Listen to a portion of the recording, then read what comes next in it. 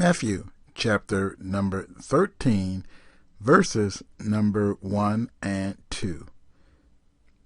The same day went Jesus out of the house, and sat by the seaside, and great multitudes were gathered together unto him, so that he went into a ship and sat, and the whole multitude stood on the shore. When we read verse number 1, we must take into account that when the scriptures were originally written, there were not chapters breaking up the word of God like we have right here. Chapter number 13, and then before this is chapter number 12.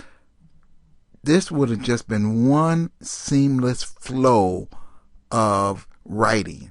So when it says the same day when Jesus out of the house and sat by the sea, that's referring to the same day following all of these incidents, in particular the one that ended chapter number 12, the one where his brethren came with Mary and desired to speak to him. And he said, who is my mother and who is my brethren?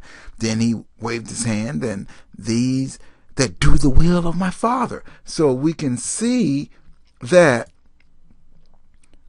this all happened the same day. Now, that's interesting because what is about to follow here is some incredible teaching, unique teaching. And then it says, great multitudes gathered together to hear him. And you can come over to our treasury of scriptures and you can look at Matthew 4 and 25. And there followed him great multitudes of people from Galilee, from Decapolis, and from Jerusalem, and from Judea, and from beyond Jordan. And then we can go to Matthew 15 and 30, and great multitudes came unto him. And then if you want to go all the way back, Genesis 49 and 10, when Jacob was giving out the blessings before his death to his sons. The scepter shall not depart from Judah, nor a lawgiver from between his feet, until Shiloh come, and unto him shall the gathering of the people be. We can see here the scriptures had prophesied way back how people would be gathering to hear him teaching.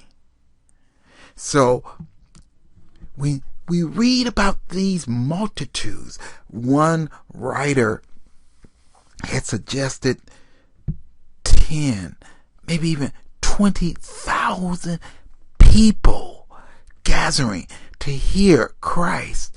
I mean, when you look at the Decapolis by itself, the Decapolis was a 10-city region northeast of the Sea of Galilee by itself.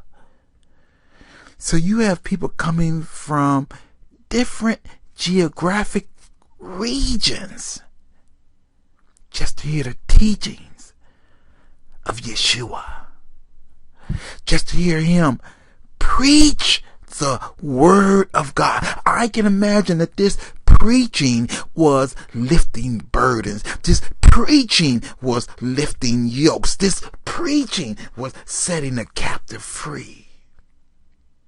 After all, you wouldn't go a day's journey, maybe even more, just to hear somebody that would bore you or put you to sleep.